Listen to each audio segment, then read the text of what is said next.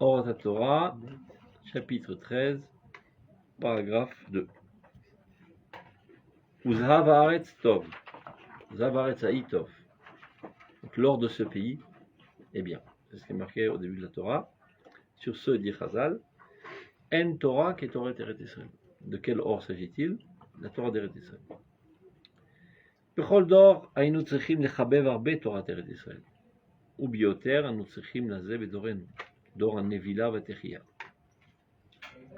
בין הזמן של האפלה והאורה, הייאוש והגבורה. בשבילו אנו צריכים סם חיים דווקא מתורת ארץ ישראל. אנו צריכים להראות לו את האמת והבהירות שיש בו צרינו האלוהי, בדעותיה והגיונותיה של תורת אמת. ואת היפה והנשגב, הנועם וההוד שיש במצוותיה המעשיות, ובתיאור הליכות החיים כולם שעל פיה ובתוכה. כמה היא תורת אמת ותורת חיים גם יחד. לזה צריכים אנחנו לטעום ולהטעים טעמה של תורה מעומקה ויסודה. וזה לא אפשר להיות, לחוש, להשיג ולהרגיש, כי אם בארץ ישראל. Alors, vous êtes intéressé. Que dit-il? Parce que d'un côté, il nous dit voilà, sache qu'à toute époque, on aurait dû aspirer et vouloir justement Torah Eretz Israël. Et pas seulement ça, il aurait dit on aurait dû même la goûter, l'expliquer, la transmettre et justement montrer toute son harmonie et toute cette vérité. Mais ça, c'est qu'en Israël. C'était pas possible de le faire quand on était en exil. C'est-à-dire d'un côté, ça reproche, on aurait dû aspirer à ça, goûter, expliquer et ramener les gens vers cette Torah-là, mais d'un autre côté, on ne pouvait pas le faire parce qu'on n'était pas en Israël. נכון. אז זה תחת לזרתק. כן? כן, אבל מצד שני... אז איך אתה מתרץ בקלות? פתאום קצת. לשאוף, בדיוק. וזה היה מזרז עוד יותר. פתאום בדיוק, בשביל לרצות את התורה, זה מה שחשבתי. אגב, יש פה שני תורות גם, יש תורה שבדעות ותורה שבהלכה. Top, on va voir. On reprend donc. Donc à toute génération, nous aurions dû faire aimer la Torah d'Eretz Israël. La Torah d'Eretz Israël, essentiellement, c'est la Torah de la pnimut, la Torah de l'intériorité, la Torah des pensées, la Torah des grands idéaux, la Torah de la Nevoua. Car nos antécédents nous ont laissé deux directives essentielles. Quoi penser et quoi faire. Quoi penser, c'est les Nevi'im. Quoi faire, c'est les Chachamim. Les continuateurs des Nevi'im, c'est Torah Tassod, Torah Ta'emuna. Continuateur de Chachamim, c'est Torah Ta'alacha. C'est ce qu'il appelle ici Déot. Quel? Sachant Rav juste, Quel? ce qu'on a dit la dernière fois, et qui est aussi dans 233 chez le Rav, et que vous avez même expliqué au nom de Rav Zuckerman, qu'on n'enseigne pas la Torah d'Israël à quelqu'un qui est en Khoussaaretz. C'est comme enseigner la Torah à un goy, c'est-à-dire que c'est pas adéquat, c'est pas matim. Et finalement, s'il n'y a pas une volonté de sa part d'écoute ou de vouloir se lier à Israël, alors c'est vraiment, si on commence à parler d'idéaux, on le perd en route. C'est même plus possible. Il faut minimiser à sa mesure, un petit peu, lui donner goût. Et dès qu'il commence à goûter, il va comprendre qu'il n'est pas apte à comprendre. Et pour mieux comprendre, il est nécessaire qu'il rejoigne son peuple Zater. Il fait כתוב, רזי תורה מביאים את ישראל לארצו, באורות. אתה מתחיל ללמוד, אתה רואה את החסימה, ואתה מבין שכדי להתחבר ממש, אתה חייב לעלות לארץ.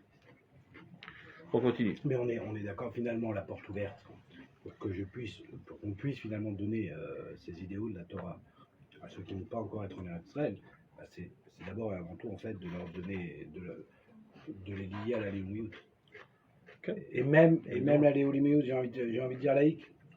Ça veut dire, c'est-à-dire dès que, parce que c'est ça où est la porte ouverte, dès qu'ils comprennent en fait cette notion de Léoumiout, qu'on n'est pas des individus, on est un peuple, et ils comprennent même de manière goy, on va dire ce que ça veut dire. Alors maintenant j'ai une porte ouverte pour parler d'autre chose. Et c'est ça qui apporte la Géoula. Donc c'est ça le message aujourd'hui. D'abord, le lien avec les Avot, le lien avec la famille, avec l'identité nationale. C'est ça ce qui a montré la Géoula. Et après, Torah Moshe. Donc, Ubéoter, Anutsechim, les Ev Doren. C'est encore plus nécessaire dans cette génération. Doratria, la Nevila. La génération de la Renaissance. Et Dafka, dans cette époque transitoire, Benazban Shela Afela Veora. de transition entre l'obscurité de l'exil, et même les pires misères et douleurs de l'exil, et l'apparition de la lumière. C'est exactement ce qui caractérise notre génération. On passe du cimetière d'Auschwitz à la résurrection en Eretz Israël. Et Agav, c'était marqué dans le Midrash. On raconte dans le Midrash qu'il y a un papa et son fils qui marchent dans le désert. Ils marchent, ils crèvent de fatigue. Finalement, le papa met le fils sur ses épaules. Ils n'ont pas de quoi boire, etc. À ce moment, le fils, il est presque évanoui. Il dit, papa, c'est quand la Médina? Médina, dans le langage ancien, ça veut dire la ville. Avec tout Médina, c'est mané. Il lui dit, quand tu verras le cimetière, encore quelques pas, ça sera la ville. C'est ça. Cimetière, Choban Agalout, Trilat Agalout. Donc c'est la transition.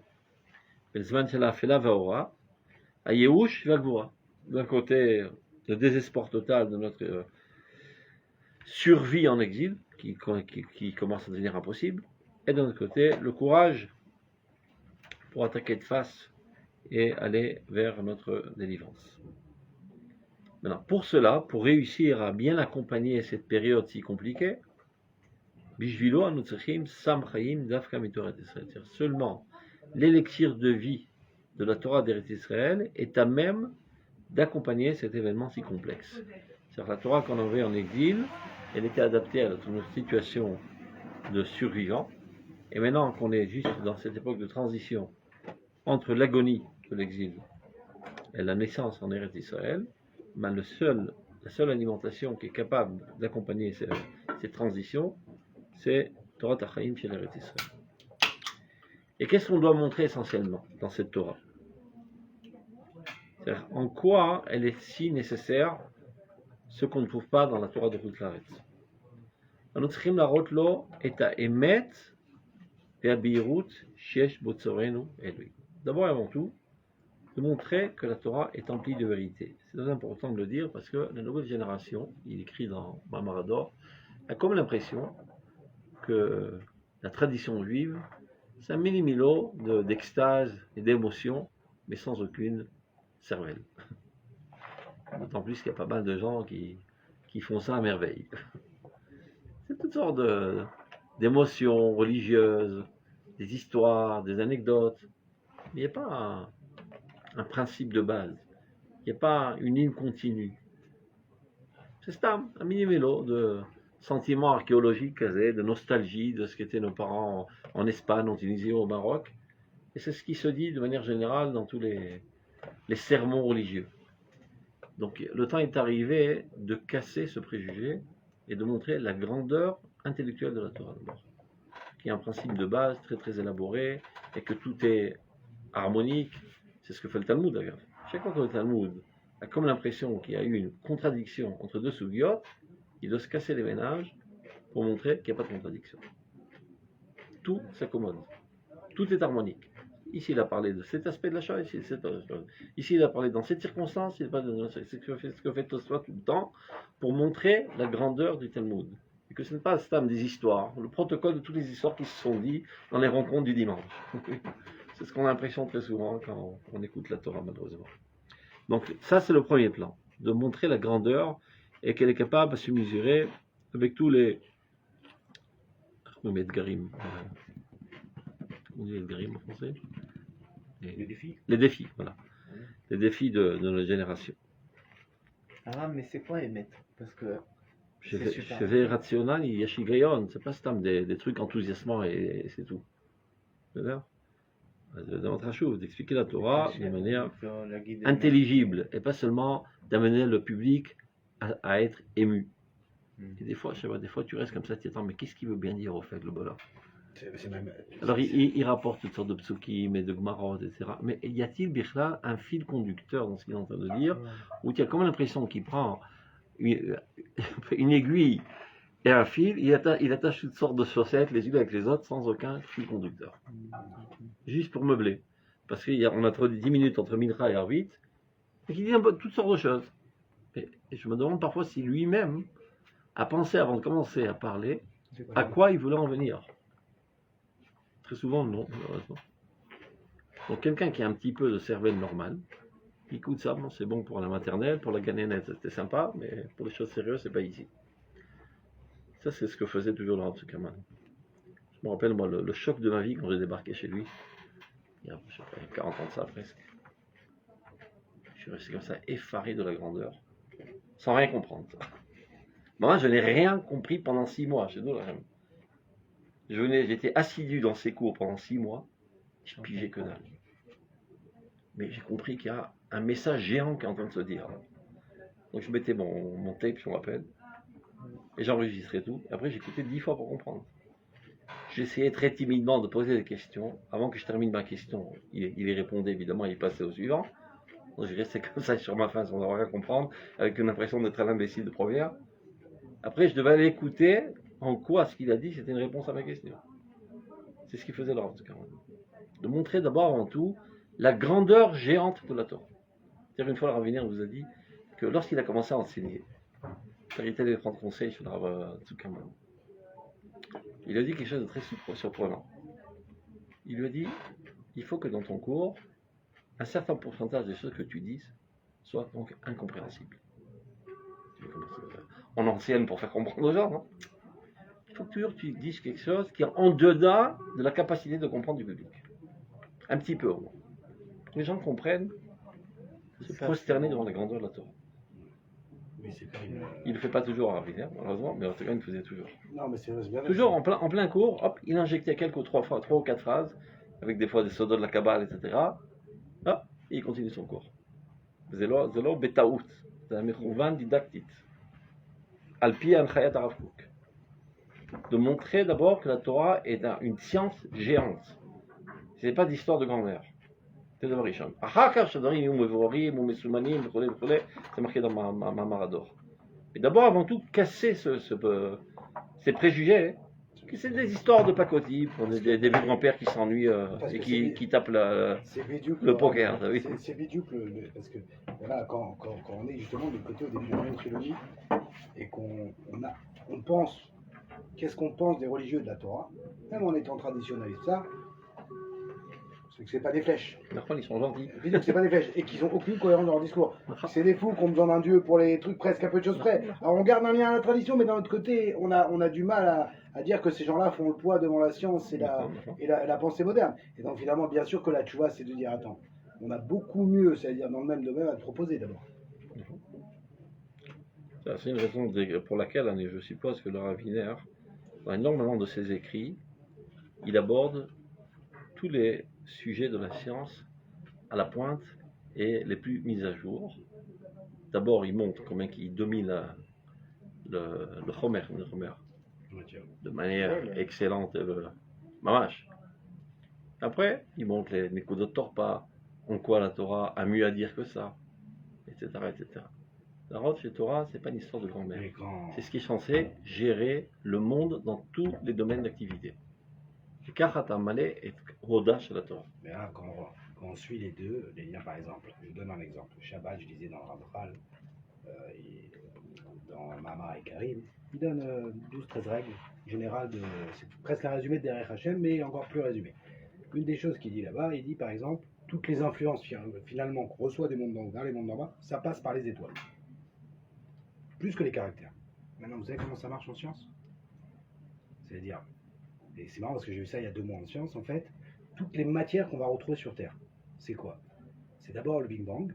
Le Big Bang, c'est pas une théorie où on y pense, non, c'est prouvé, complètement prouvé. C'est pas l'instant zéro, mais les scientifiques le disent. Le Big Bang va sortir 3 éléments. C'est loin d'être suffisant par rapport à la carte de tous les éléments qu'on doit avoir. Qu'est-ce qui crée les autres éléments? Les explosions d'autres étoiles ou des fusions. Ces mêmes éléments qui ont été créés par d'autres étoiles et par celles du Big Bang se rencontrent dans l'espace, fusionnent par rapport aux conditions, parce que dans d'autres conditions ça va être explosif. Mais là, fusionnent pour créer une molécule. Cette molécule rencontre le carbone crée de l'ADN, et toute la matière qui se trouve sur Terre, de quoi elle vient? Des étoiles. Tout vient des étoiles. Donc maintenant, le Ramchal, il parle de ça, des Hashpot, que sache que tout passe par les étoiles, ce qui explique en fait les différents êtres et degrés qu'il y a. Scientifiquement, tout passe par les étoiles. Il n'y a pas une... Comment une planète se crée? De son étoile. C'est l'énergie qui sort de l'étoile qui crée ses planètes. Et toutes les matières viennent des étoiles. Et donc il y a des liens, surtout aujourd'hui avec l'avancée par exemple au niveau de l'univers de tout ce qu'ils découvrent. Et des fois on ne peut pas s'empêcher en voyant chez nos maîtres alors, on est prudent avec les liens parce qu'on sait très bien que. Mais d'un autre côté, on peut, là par exemple c'est tellement clair. Et ces mêmes molécules qu'on voit et qui se rencontrent, bah, c'est quoi? Des lettres. C'est des lettres qui se rencontrent qui donnent quoi? Des mots, et ces mots qui donnent des phrases. Et ces phrases qui donnent des textes. Et tout ça, on peut le suivre au niveau des différentes fusions qu'il va y avoir. À la fin, le carbone, il va créer du texte. C'est l'ADN. Alors que si je prends tous les éléments de manière séparée, elle ne tient pas, elle n'a aucune valeur. Non, aujourd'hui, il y a des trucs magnifiques. Je vous dis, c'est extraordinaire. BML, moi, quand je vois des fois dans certains et que je revois ça j'adore, moi, les émissions de science, les choses comme ça. Mais je dis, je peux pas. Au travail.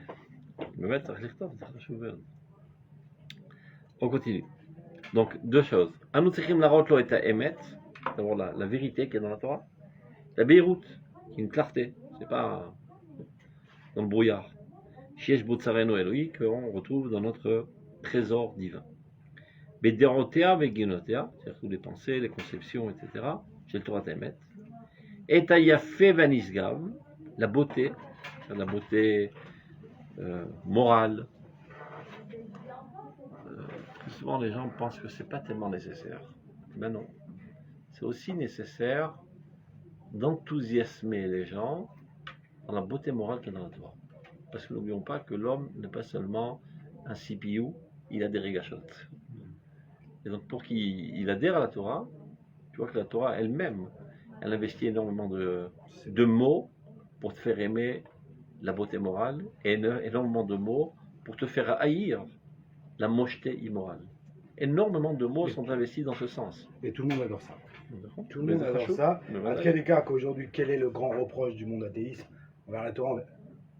Il y a du mal dans le monde. Et la question, elle est vraie, ils ont raison. Il y a d'immoralité. Ils ont raison. La question, elle est tellement. Ils ont raison, mais déjà, ils partent d'un principe. C'est que Dieu est moral, que la vie est morale et que nous, on est des êtres moraux. Et que c'est d'abord ça et avant tout. Tout le reste, c'est secondaire. Donc, si on trouve une Torah qui est immorale, elle n'est pas divine. C'est une invention humaine.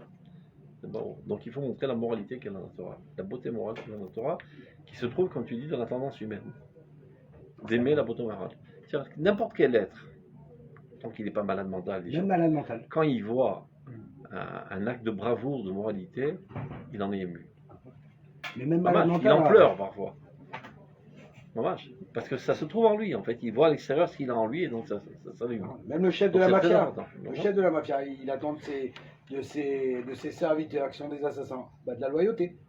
Et s'il n'est pas loyal, ah non, ça c'est pas beau. Ayafe Vanisgav. Noam Vaod, Shesh Bemizotea, Maasiot aussi. Noam, c'est l'harmonie qu'il y a, la splendeur qu'il y a dans les mitzvot au niveau de l'action aussi. Expliquer en quoi, et ça le Rav il le fait énormément aussi dans ses écrits, en quoi ça contribue à une vie sereine à l'échelle individuelle, familiale, nationale. Bien que ce n'est pas la cause c'est de respecter la volonté divine, mais ce sont des effets secondaires souhaitables et il faut aussi en parler. Dans notre génération, on doit mettre pas mal le paquet sur Ta'ameh à mitzvot, en sachant que Ta'ameh à mitzvot, ce ne sont que les goûts des mitzvot et non pas la cause des mitzvot. C'est-à-dire, lorsque tu es en train de manger maintenant ta mandarine, il y a quelque chose d'extérieur qui est le goût, qui te donne envie de continuer, mais c'est pas ça qui te nourrit. Il y a un principe nutritif dans la mandarine qui, elle, nourrit ton corps. Mais pour que ce soit agréable, il y a un goût agréable que tu ressens dans le palais. De même, dans la Torah, dans les mitzvot, il y a une lumière divine qui construit ta personnalité et l'enrichit. Que tu le comprennes ou que tu ne le comprennes pas. Et non. Plus tu y prends plaisir, plus tu en mangeras et tu en consommeras avec appétit et tu en prendras de plus. Au lieu que tu repousses ça. Donc il y a une importance capitale de la stock, mais Ta'ameh à mitzvot.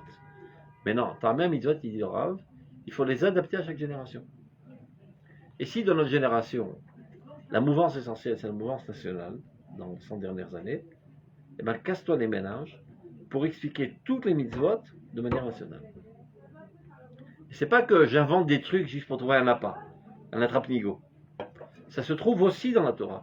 Mais cet aspect, je me suis tué pendant 2000 ans parce qu'il n'était pas adéquat bichlal au peuple. Donc on a parlé que des aspects individuels. Maintenant, si on continue la lignée du Rav Kook, voilà déjà environ 10-20 ans que le peuple d'Israël commence à aspirer, à parler, à s'intéresser à la tendance universelle.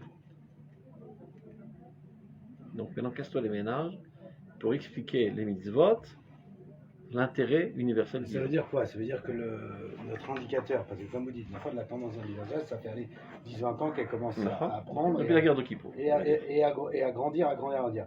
Mais heureusement et malheureusement, c'est pas par les gens de Torah. C'est pas C'est pas par les gens de Torah, ça. D'accord.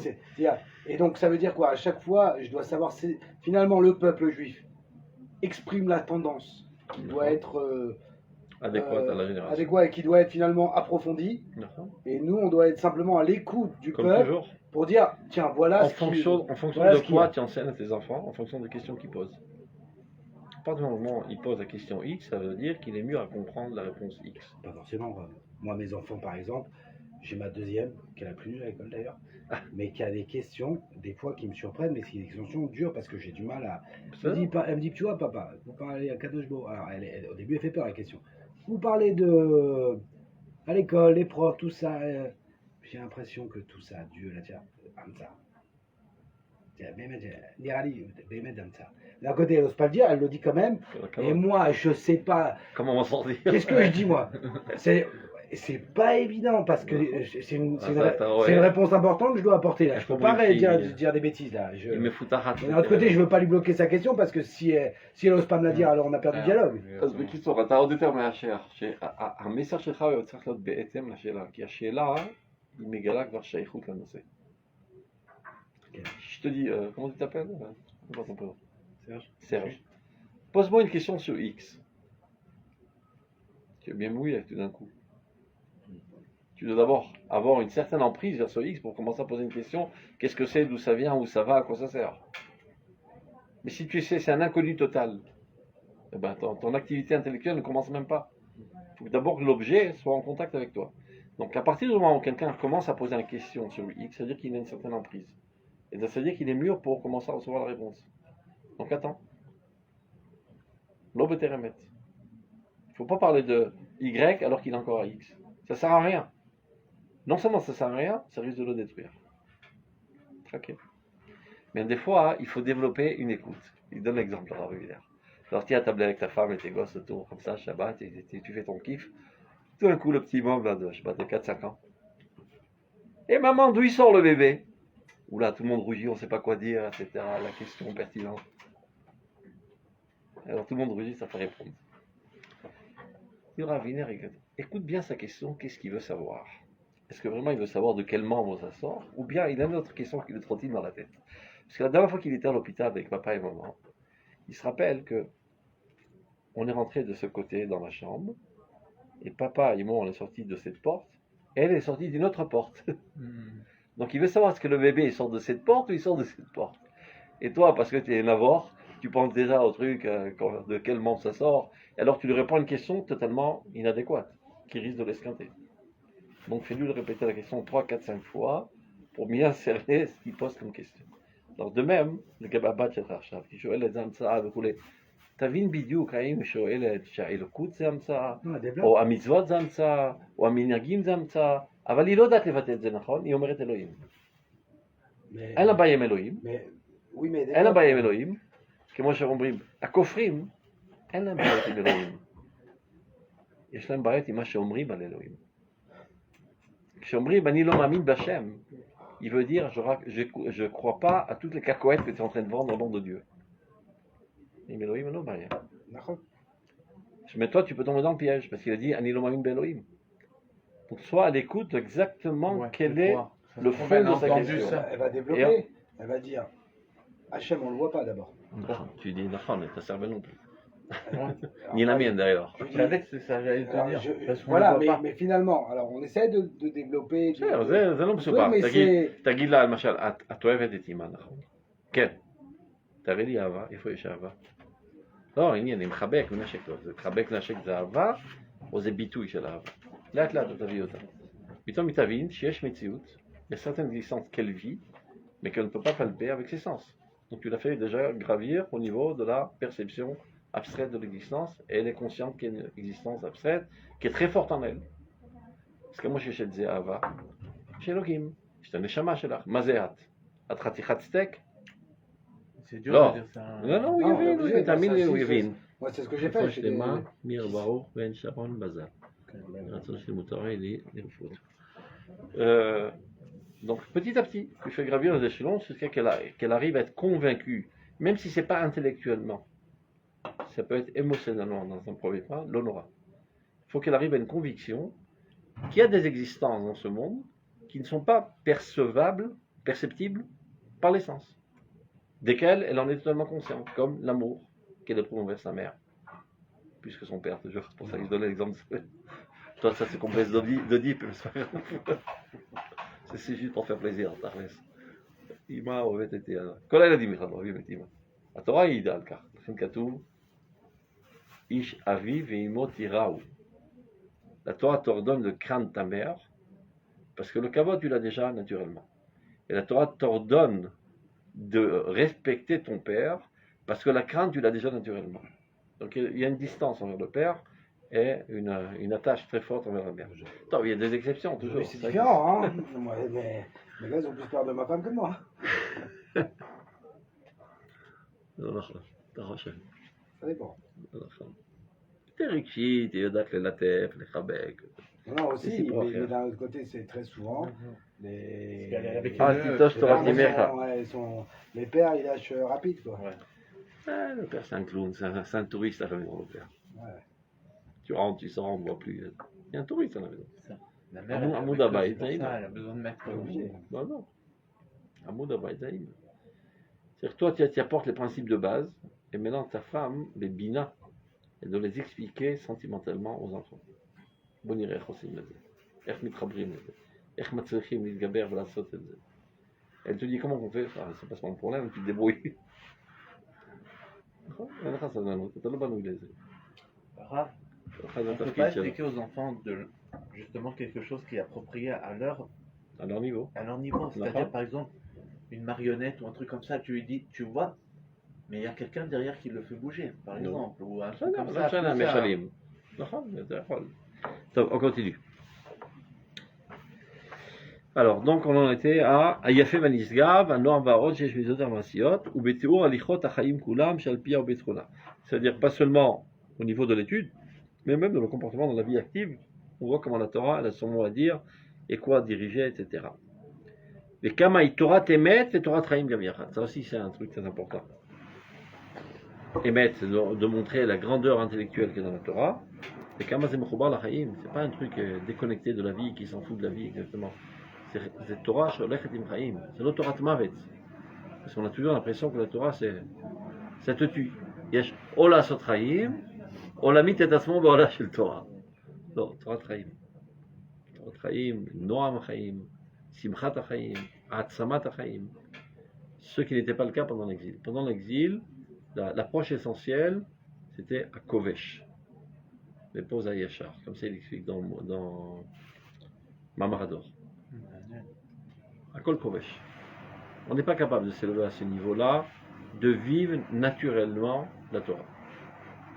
On est toujours sur nos gardes, toujours en train d'opprimer les tendances qui ne sont pas tout à fait au point, sans quoi le monstre du Loch Ness pourrait sortir. Ici, on n'en est pas encore, il ne faut pas se leurrer, mais on peut y arriver, avec beaucoup d'efforts, et sachant qu'on peut y arriver, ça nous donne déjà un goût matok à la Torah. Si tu sais que c'est perdu d'avance, toute ta vie, tu vas devoir être en oppression de toi-même, par toi-même. Je ne suis pas Amazon, laisse tomber. Va chercher un autre pigeon. Alors, tu vas mettre ça, tu vas te où ce sera naturel, avec plaisir, oneg. Ne te leurre pas, tu n'es pas encore là, mets-toi au boulot, sois sur tes gardes, tu risques aussi de casser la figure, donc, tishmor vetirbosh. Avatayachol. Un échamash cham mesougalet. Tu es à la hauteur de le faire. C'est Torah Traim. Les etzrichim anachnu lit'om velat'im ta'ama shel Torah me'umka ve'yesod. Donc pour arriver à cela, il faut d'abord que nous, on arrive à y goûter, et ça se trouve dans les profondeurs de la Torah. Une fois qu'on a réussi à y goûter, c'est de faire goûter les autres. C'est-à-dire les prendre par la main et leur faire connaître ces idéaux si enthousiasmants, si naturels et si bons. Mais ce niveau-là, de goûter de plein palais, disons, la douceur de la Torah, ceci n'est possible d'être ressenti qu'en Eretz Israël. C'est Eretz Avira d'Eretz Israël Markim, Haye Neshamot Avira Artser. C'est clair? Oui. Top, Gimel. Gimel, כל מה שהוא שגור ביחס של תורת חוץ לארץ במובן הפרטי, עולה הוא בערך תורת ארץ ישראל למובן כללי. תורת חוץ לארץ עוסקת בתיקון הנפש הפרטית, בדאגתה לחומריותה ורוחניותה, לזיכוכה והתעלותה בחיי שעה וחיי עולם. אבל רק בתור נפש פרטית. לא כן תורת ארץ ישראל היא דואגת תמיד בעד הכלל, בעד כללות נשמת האומה כולה. הפרטים אינם מתכנסים בקרבה בכללה, הם מתעלים בעילויה, מתעטרים בהתרתה. עטרת תפארת לעמוסי בטן, שהם עתידים להתחדש כמותה ולפאר ליוצרם על שם כבוד מלכותו. גם אותו העילוי שמן הפרט להכלל, על כל מרחב התורה ובייחוד המרחב הרעיונות של אמונה ויראת שמיים באמת, גם זה עצמו הוא חידוש נשגב ונעלה של תורת ארץ ישראל. D'un côté, donc ça doit toujours commencer finalement par Koutlares, d'une certaine manière. Qu'est-ce qui doit toujours commencer? Finalement, il nous explique que on va dire l'élévation maximale qu'on peut avoir quand on est en Koutlares, c'est une élévation individuelle. La Torah a été adaptée à l'individu. Exactement.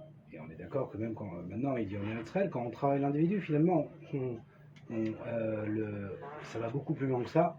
Parce que ce n'est pas seulement une élévation personnelle, mais justement toute notre daga et toute notre concentration, elle est nationale. Elle est nationale. Et Bémet, on peut dire c'est ce qu'on voit, même si d'une certaine manière, il y a des étapes. Ça veut dire il est évident qu'une personne qui n'est pas metoukan au niveau personnel peut contribuer à l'avancée d'une classe d'une certaine manière. Mais il y a quelque chose de raté, il y a quelque chose d'échoué. Et donc finalement, c'est ce qui explique le Rav sur, par exemple, vous rappelez son pérouge sur le Birkat Amazon. D'une certaine manière, d'un certain côté, bien sûr que les idéaux arrivent du haut vers le bas, mais quand on est en bas, on construit du bas vers le haut. Non. Et donc, au même titre que finalement, j'aurais pas dit que c'était adéquat, mais au même titre que c'était adéquat en Koutz Laaretz de développer le côté personnel, alors d'abord on s'occupe de ça et après on passe à ça. C'est très souvent l'argument qu'on va retrouver des fois dans certains courants qui disent regarde, comprends, tu viendras en Eretz Israël quand tu seras prêt. Quand déjà au niveau de ta personnalité, tu seras un brave type. Même s'ils se servent de l'argument à contresens. Mais d'un côté il y a quelque chose de vrai, donc les gens des fois disent ah ouais, ça me parle. On reprend. Kol Mashu Shagour. Donc tout ce qu'on a l'habitude concernant la Torah de Chutz Laaretz, qu'elle s'adresse à l'individu. En fait, c'est pas qu'il y a eu de bas en haut. La Torah a été donnée pour le collectif. C'est ça la Torah. Maintenant, comment faire pour assurer la continuité de la Torah quand il n'y a plus de collectif? Alors, c'est où? Elle est morte. Elle n'a plus de raison d'être. Non, ils ont trouvé une astuce, Ramim. On va faire une autre Torah. Une Torah de poche. Adéquate à l'individu qui est déconnecté du corps national. Une cellule déconnectée de son organisme qui miraculeusement continue de vivre, parce que c'est contre toutes les lois de la nature. Alors, on va faire en sorte d'adapter la véritable Torah à cette situation catastrophique dans laquelle on est des morts vivants. C'est la Torah de Chutz Laaretz. Vous annulez complètement, j'ai l'impression, parce que vous dites voilà, la Torah elle a été donnée à un collectif. Maintenant, dans une autre situation, comment on fait? J'ai envie de dire, la Torah a été donnée à un collectif, mais c'est-à-dire, je suis d'accord de dire que bien sûr, l'individu est une partie de ce collectif. Mais aussi une place d'individu. En tant en tant que Clan. constituant du clan. Du clan. Mais ça aussi, ça part. Donc, Prendre. ils n'ont pas fait une Amtsa, Mais c'est pas la même. Finalement, Non, c'est pas la même. Ils ont C'est pas qu'ils ont déconnecté. pris- c'est pas qu'ils ont Ils pris ont les déconnecté directives le de clan. l'individu lorsqu'il était en Eretz Israël, on a fait copy-paste en roule. Non, on a totalement éliminé de notre horizon la dimension nationale. אין לו לקדוש ברוך הוא Totalement אלא éliminé. ארבע Et on a הלכות. tout traduit à l'échelle individuelle. C'est ça. אין לו. Les choses les plus banales. Si vous vous rappelez, quand vous avez grandi en France, qu'on arrive par Achat Kitetse, Malorav n'a pas de Dvar Torah ce Shabbat. S'il était type. Justement, il n'a pas de Dvar Torah parce que par excellence, ça parle de la guerre. Donc la guerre, c'est pour le collectif. Donc il a deux possibilités. Ou d'aller à la fin de la paracha, de parler parachat tzitzit, ou bien de parler de manière parabolique. Il s'agit de la guerre du Yetzara contre le Yetzara. Hein? Tout pareil. Non. Va vers la spiritualité. C'est pareil. Mais c'est Stam qui est Dougma, le maire. Mais toute la Torah est comme ça. Au lieu de parler de Am HaKodesh, on parle de Adam HaKadosh. Pas chez Meod. Mais parce qu'il n'y a pas de Am HaKodesh, il est mort. Il y a des résidus qui restent, et des recherches archéologiques pour chercher ce qui reste, et une utopie presque, un jour on va revivre. Donc on est obligé d'adapter pour que la Torah ne disparaisse pas. Mais c'est Kodesh Kodashim, c'est-à-dire c'est pas une arnaque. Kadosh Baruch Hu a préparé par avant ces situations de la continuité de la Torah lorsqu'on est dans une cellule emprisonnée en Sibire. Comment qu'on continue à faire comme si qu'on vivait normalement dans cette cellule. C'est la Torah sur tout cela. Non, parce que dans l'islam aujourd'hui, ils font pareil. Ça veut dire quoi? Par exemple, quand en France, il y a certains Français veulent dénoncer l'islam, comme il fait Zemmour, en disant qu'il s'agit d'un dogme national et qui vient conquérir. C'est pas quelque chose d'individuel. Alors qu'est-ce qu'ils répondent les imams? Pas du tout. Tu as cru que c'est spirituel, c'est la guerre contre Yetzirah, c'est de ça qu'on parle. Et ils rendent tout en personnel en disant mais non, c'est spirituel, ça n'a rien à voir avec ça. Mais non, le problème, c'est que les gens ont oublié que c'était une adaptation momentanée, parce qu'ils sont nés dans la cellule de Sibir. Ils n'imaginent pas qu'il y avait une autre vie avant de rentrer en prison.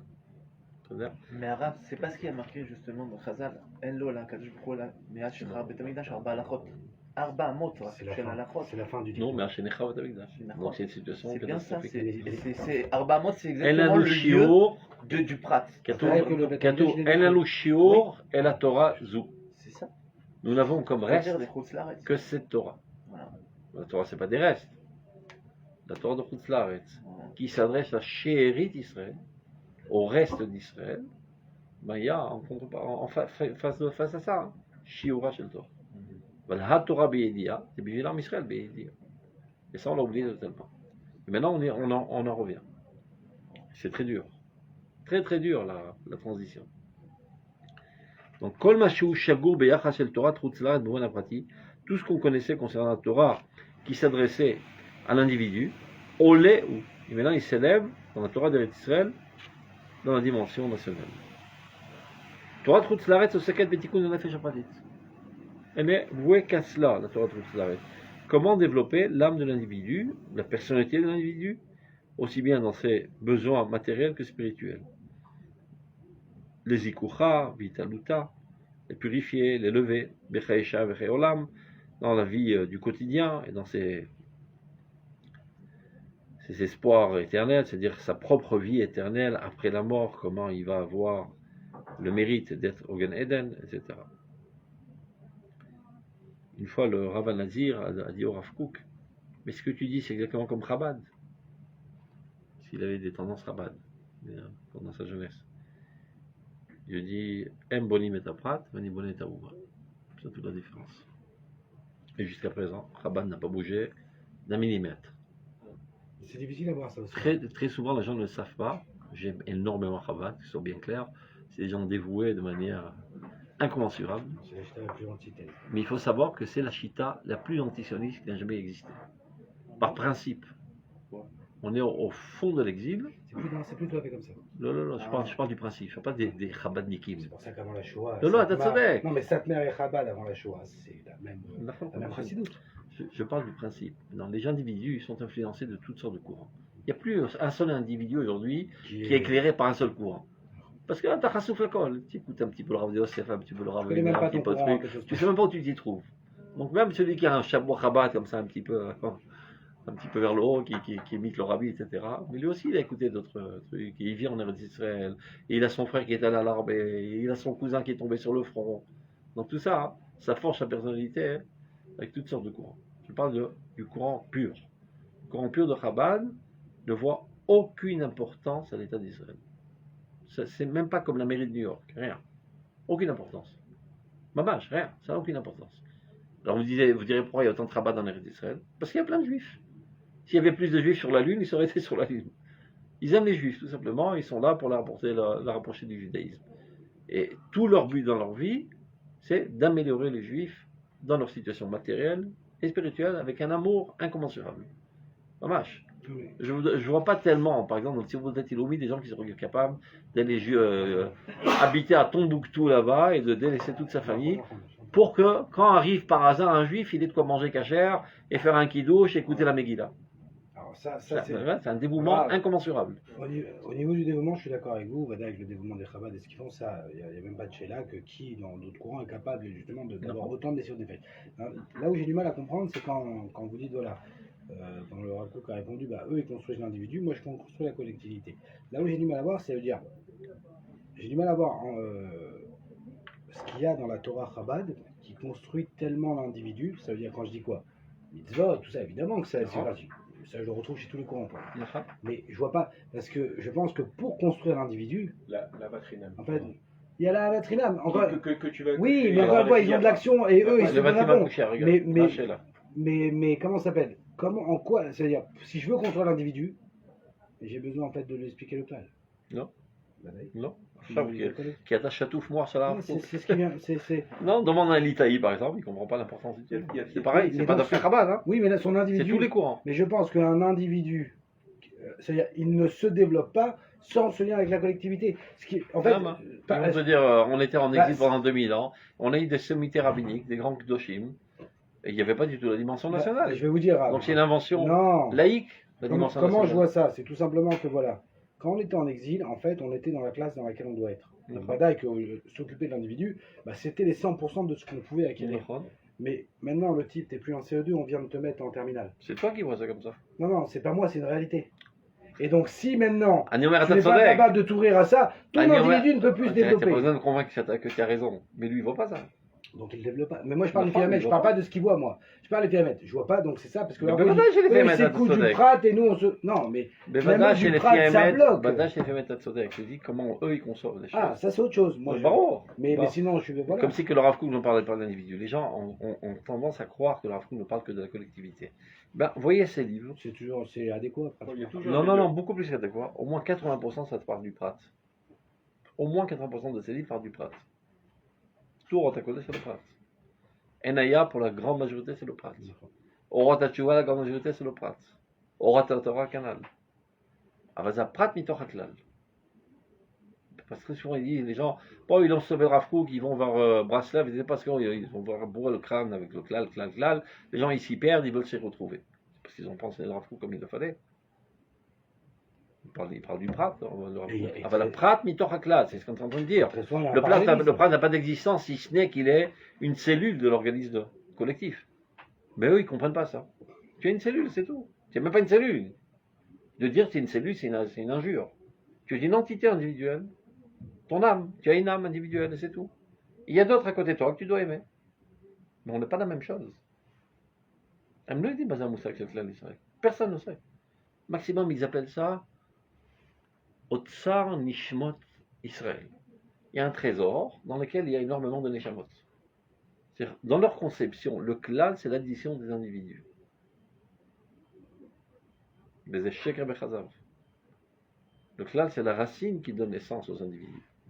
Et ça, personne ne le comprend, que tu saches. Personne. Dans la meilleure des choses, ils peuvent dire solidarité. Et même quand on l'explique. Ils appellent ça Avat Israël.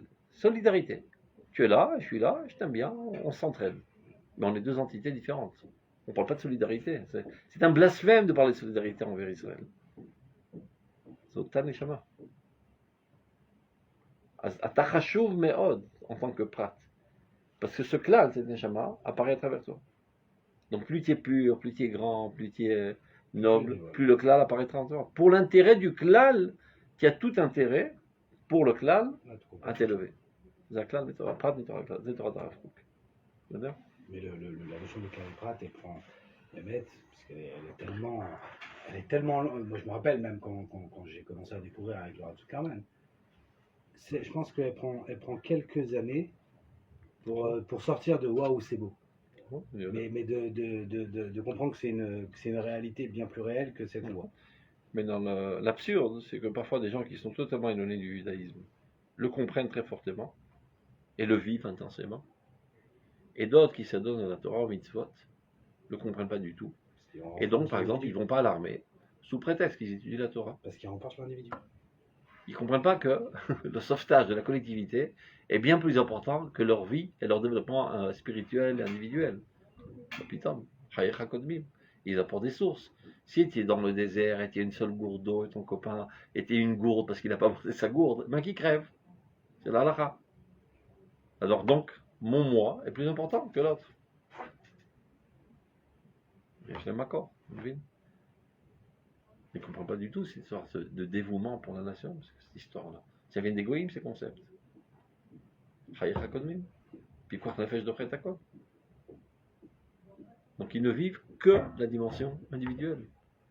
Et même les mitzvot qui par définition même sont collectives, pour te motiver à les faire, ils te donnent une motivation individuelle. Quand la mitpalel la chavero, ça vaut le coup de prier, tu vois. Non, y a pas et si tu fais du chesed, Dieu te fera du chesed. Mais il n'y a pas plus l'olishma. C'est du commerce. Il n'y a pas plus l'olishma que cette compréhension. Mais ils ne peuvent pas comprendre autrement. Ils ne sont pas à cette hauteur. Ils n'ont pas encore cette maturité. Non, donc de manière quasi totale, c'est tous les juifs de Chutz La'aretz et tous les juifs qui ont été transplantés en Eretz Israël sans subir une transplantation psychique encore. Comme vous avez dit au début, sur l'autre Pisca, il faut vendre la grandeur de la Torah. Même ces gens qui ont grandi avec ces conceptions, il faut leur expliquer la problématique de cette conception et leur vendre la vraie conception. Ils comprennent. Et demain, ils vont dire waouh, c'est une autre dimension. Parce que des gens qui sont. Et finalement, ils comprennent. Mais si tu fais ça sans agresser, leur montrant. Moi, je te dis, hier même, je t'ai dit, on fait Routa tous les lundis soirs avec un Itaï. Le mec, il est resté bouche bée. Yves Charles Gant à Sefer. C'est la première fois qu'il attrape au dans la main, le mec. Pendant 2 ans, on étudie. Yves Charles Gant à Sefer. Mais il me dit au début, tu יודע מה מרגיש ליטאי כשהוא לומד דבר כזה איתך? שזה ביטול תרא. Il me dit de manière la plus franche. C'est quoi cette philosophie-là? Je suis en train de perdre mon temps au lieu d'étudier Barakan. Mais malgré tout, il le fait, le mec. Et après, il est émerveillé, parce qu'il n'a jamais entendu ces moussagim. Jamais de sa vie, ça n'a jamais effleuré sa pensée. Et tout d'un coup, il me dit, mais regarde, on n'est même pas 1 heure ensemble. בהינף יד, כך אומר לי, מחקת את כל התנועה החסידית וכל התנועה הליטאית בדה-לגיטימציה טוטלית. לא מחקתי, תיקח מה שאתה רוצה, אני מאוד אוהב אותם. Je te montre seulement la problématique qu'il y a dans cette approche. Ça, תיקח מה שאתה רוצה. Et c'est très dur parce qu'il vit dans cette démarche depuis 30 ans, le mec. Tout d'un coup, tu lui brises toutes ses conceptions. Donc il faut aller très gentiment, avec beaucoup d'amour. Et je propose une approche. Tikra, dirais maintenant, c'est fou, il irait. C'est l'Himalaya face à une petite colline de rien du tout, donc il va comprendre. Mais en réalité, c'est dur et c'est pas dur, parce que d'un autre côté, la Torah du Rav Kook, elle va donner tout un sens à ce qu'il a construit. Et c'est pas qu'il a besoin de changer de mode de vie. Maintenant, c'est juste les conceptions. Mais c'est tout ce qui est, ça... זה לא בשיעור הראשון באורות. אחר כך הוא יראה את העדיקות של הרב קוק באורות התורה, והאהבתו העצומה לתורה ולקיום מצוות, etc. Mais avec les préjugés qu'ils ont dans le crâne de Rav Kook, c'est un poète, un nationaliste, etc. Il faut aller tout mou. זה יבוא, אתה בטוח שזה יבוא, אין לי ספק. טוב, on continue. encore. אז לא כן תורת ארץ ישראל. היא דואגת תמיד ועד הכלל. Ce qui l'intéresse, la Torah d'Israël, c'est d'abord avant tout le clan. Il y a même une Gemara, j'ai oublié où c'est marqué, quand Abu Zaradan, il a détruit le peuple, il y a marqué toutes les souffrances dont a souffert le roi qui avait été exilé sur ces sites Kiyahu. Ça, c'est ce qui est marqué dans le Navi. Et dans la Gemara, il y a marqué qu'on a été assassinés ce jour-là environ 3 millions de juifs. Dans la prophétie, on parle des souffrances du roi. Et c'est tout. On ne sent rien d'autre. Dans la Gemara, on parle du meurtre de 3 millions de juifs. Le roi comme symbole de la collectivité, et c'est ça la catastrophe de l'exil. On a perdu notre souveraineté, notre génie national, notre orgueil national. La Torah, et 3 millions de juifs qui ont été assassinés, c'est vraiment un drame. Elle est toujours dans la quantité, et pas dans l'âme de la quantité. Des morts de Méafienne, on continue. La Torah, elle veut Mamlechet Kohanim Vevoy Kadosh. C'est la Torah d'Eretz Israël. Chutz Laaretz, Yehudi Kadosh. Ech ani mekadesh Shem Shamayim. Vas-y, mekadesh Shem Shamayim. Je sais pas, on m'a remboursé 1 franc de plus, ben je le rends à la boulangère, c'est fait de Kiddush Hashem. Bien fait. Dame Kiddush Hashem. Kiddush Hashem de poche. En petit. Kiddush Hashem, Tzal, Venatzach et Oivé Israël. Quel rapport il va dire. Mais maintenant, il débarque le mec. Quel rapport Kiddush Hashem. Pourquoi tu colles un mot saint sur des événements totalement laïques? Il comprend même pas de quoi tu parles quand tu dis Kiddush Hashem. Que Tzal écrase ses ennemis. Kiddush Hashem, qu'on a la pointe du progrès, du point de vue technologique, les nations du monde admirent le peuple d'Israël. Mais quel rapport Kiddush Hashem? Kiddush Hashem, c'est mettre les tefilines, bien que tu te ramasses un coup de matraque sur la tête, en route l'arrêt, et tu continues à remettre les tefilines, c'est Kiddush Hashem. Donc tout a été traduit à l'échelle individuelle. Et une adaptation à notre situation catastrophique. Maintenant, on retourne à nos nouvelles situations, à tel point qu'il dit, c'est l'Torah min hashamayim. Zamtsaot. C'est de manière artificielle, on essaye de rentrer dans le judaïsme des pensées de nationalisme de Goïm. C'est comme ça qu'ils perçoivent la chose. Ah ben c'est la Torah mitit. Mais on l'a oublié pendant 2000 ans.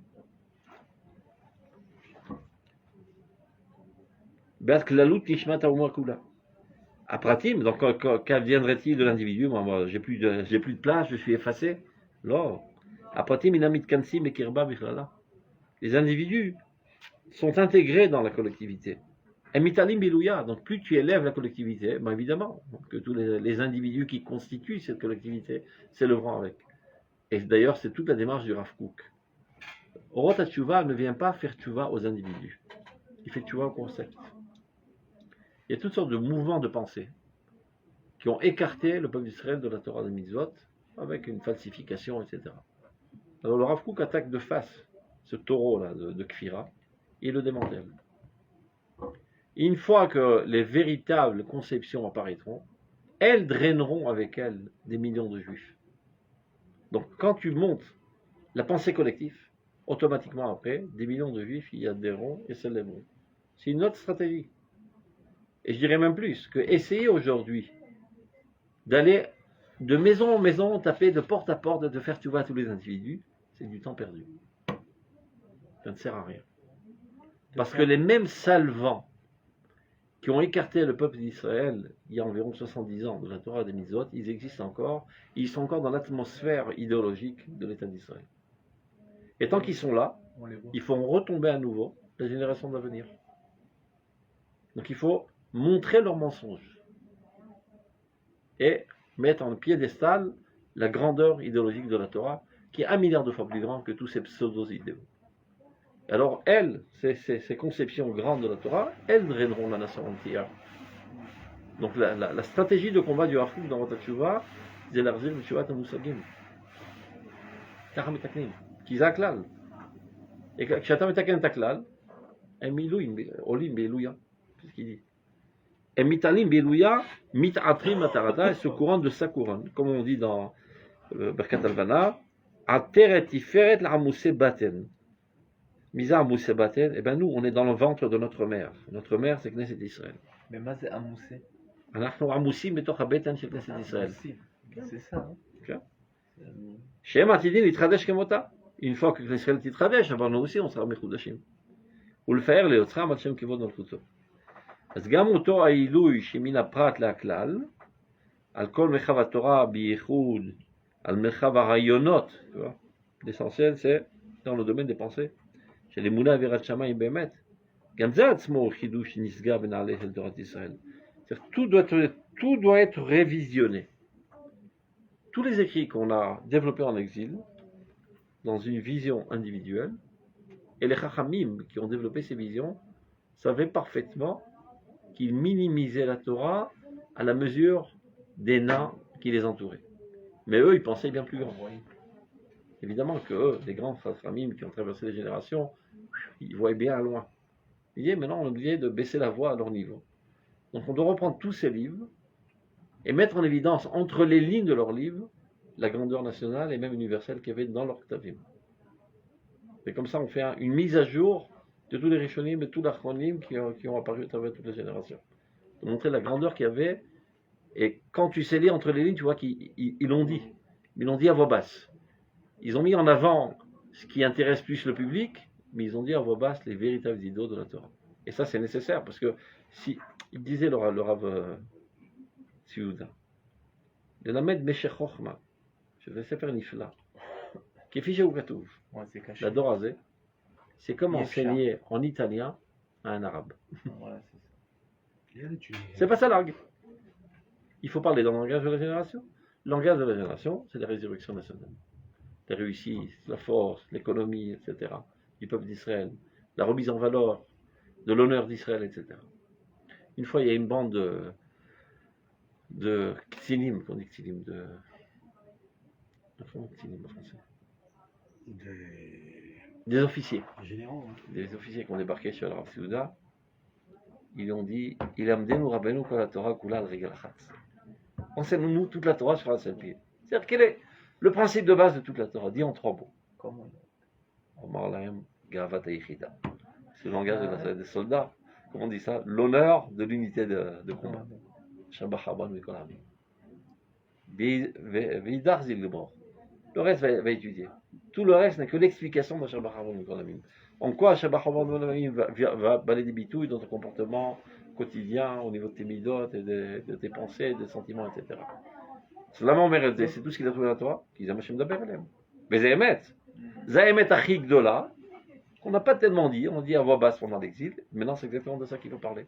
Shabbat Haban mikol hamim. Ah, c'est חשוב, גאוות היחידה, חוזק האומה, כן, אבל חוזק האומה זה תלוי בטהרה של הפרטים. אם כל הפרטים יהיו מקולקלים, כל האומה כולה תקרוס. אז בשביל גאוות האומה, בשביל הצלחת האומה, תתאר את עצמך. תלוי מה המניע הראשון שאתה שם בפרונט. טוב, je croyais qu'on terminerait, donc la semaine prochaine, סיום. כן? השבוע זה